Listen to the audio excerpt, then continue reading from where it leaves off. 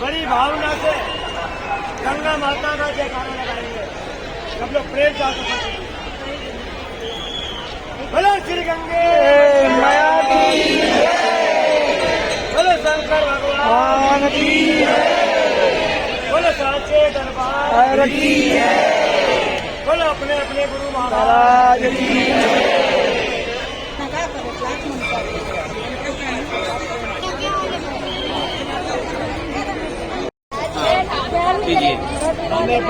बढ़िया है।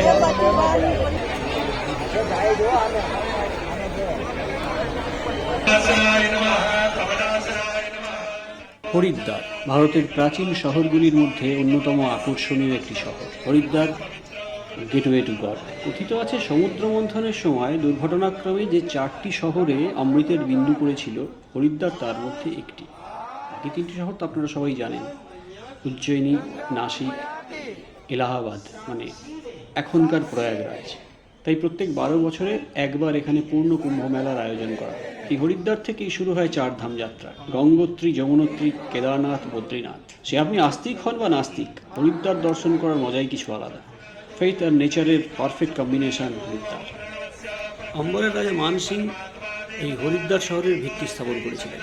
হরকি পৌরির এই ঘাটগুলি উনি সংস্কার করিয়েছিলেন। তার মৃত্যুর পর তার চিতাভস্য ব্রহ্মকুণ্ডে বিসর্জন দেওয়া হয়েছিল বলে জানা যায়। কোতোয়ালি থেকে একটু এগিয়ে বাঁদিকে উঠে পড়ুন মনসা দেবী মন্দির দেখতে।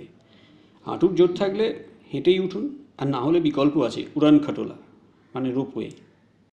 রোপওয়েতে আপনি যত উপরে উঠবেন, নিচের গঙ্গার বিস্তৃতি দেখে আপনার চোখ জুড়িয়ে যাবে।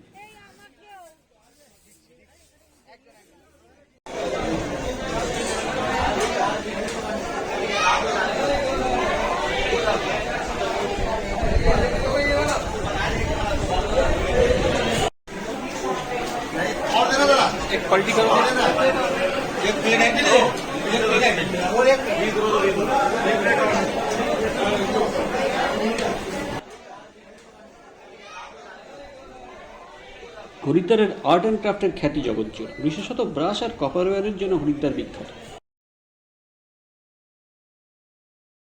হরিদ্বারে অনেকগুলো আশ্রম আছে যেখানে দেহ এবং মনের রোগ সারানো হয়। এইসব আশ্রমে আপনি থাকতে পারেন, এখানকার মতন সাধারণ জীবনের মজা উপভোগ করতে পারবেন, যোগা করবেন, মেডিটেশন করবেন, আয়ুর্বেদিক ট্র্যাডিশনাল চিকিৎসা নেবেন। এদের মধ্যে নাম করা আশ্রমগুলি যেমন শান্তিকুঞ্জ, মা আনন্দময়ী আশ্রম, সপ্তঋষি আশ্রম, হরিদ্বার আশ্রম, ব্যাস আশ্রম। 16শো শতাব্দীতে হরিদ্বার মুঘলদের শাসনাধীনে আসে। মুঘল সম্রাট আকবরের রাজত্বকালে আবুল ফজল রচিত আইনে আকবরীতে এটিকে মায়াপুর, যা গঙ্গার তীরে হরিদ্বার নামে পরিচিত, এটিকে হিন্দুদের 7টি পবিত্র শহরের মধ্যে একটি হিসেবে উল্লেখ করেছেন।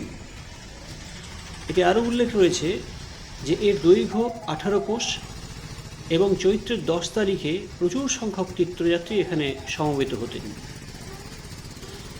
আরেকটা ইন্টারেস্টিং তথ্য হচ্ছে, মুঘল সম্রাট আকবর এই গঙ্গা নদী থেকেই জল পান করছিলেন, যাকে তিনি অমরত্বের জল বলেছিলেন। পরে তিনি হরিদ্বারে বিশেষ লোকজন মোতায়েন করেছিলেন, তিনি যেখানেই অবস্থান করতেন তার জন্য এখান থেকেই জল পাঠানো হতো। আরেকটি ইন্টারেস্টিং ফ্যাক্ট হচ্ছে, মুঘল আমলে হরিদ্বারে আকবরের তামার মুদ্রার জন্য একটি টাকশাল ছিল। না তাকে না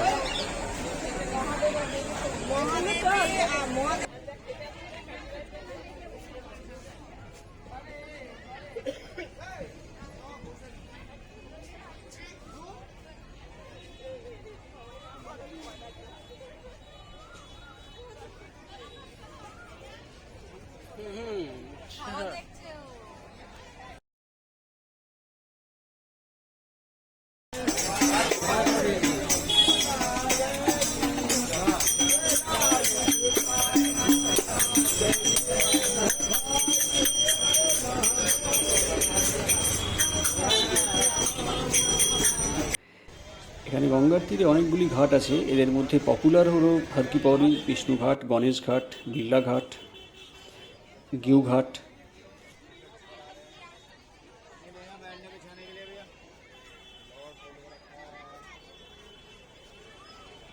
হরিদ্বারের এই গঙ্গার জলে স্নান করলে নাকি পাপ ধুয়ে যায়।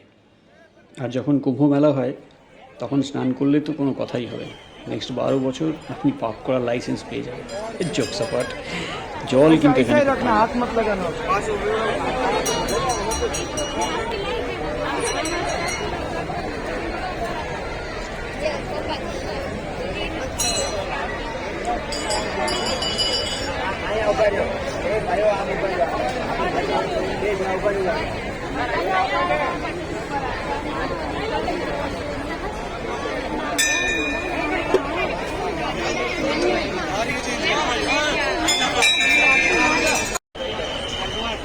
रोते काम जो बे पजो हीरक काटे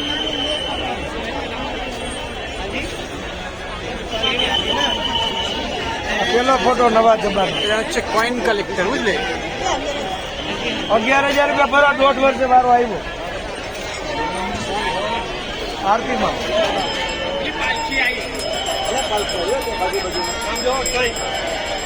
પાલખી આવી બે છે આ બાજુ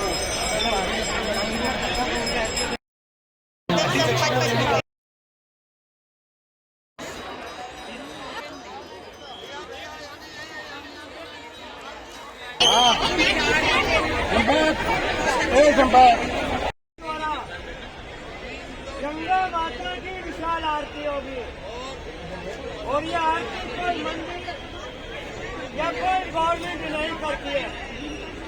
ये आरती गंगा सभा कमेटी करती है, आप लोगों के दान से होती है। दोनों सभी आरती का प्रबंध घाटों की सफाई धुलाई करना, हजारों गरीबों को हर की तारीख पर फ्री दवाइयाँ देना और दिन में ठीक 12 बजे गंगा जी का भोग भंडारा बांटते हैं। जो भी श्रद्धालु अपने परिवार से, अपने बच्चों के नाम से या अपने बुजुर्गों के नाम से जिन्होंने प्रभु मूर्त देखी पूजा की बड़ी पुण्य कमाई का पैसा ये आरती में भंडारे में खर्च होता है। ये दो आरती ये गंगा जी के मंगल आरती करा रहे हैं।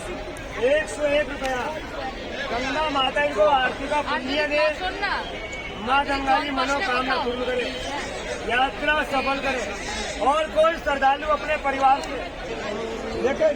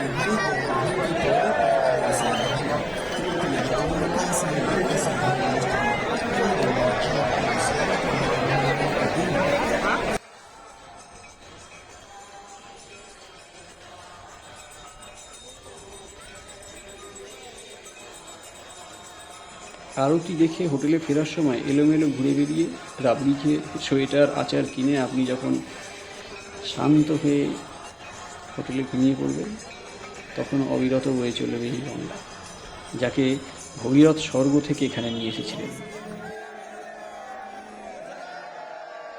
তাহলে ভিসা টু এন্ট্রি আজ এই পর্যন্তই। ভিডিওটি ভালো লাগলে লাইক শেয়ার সাবস্ক্রাইব করতে ভুলবেন না।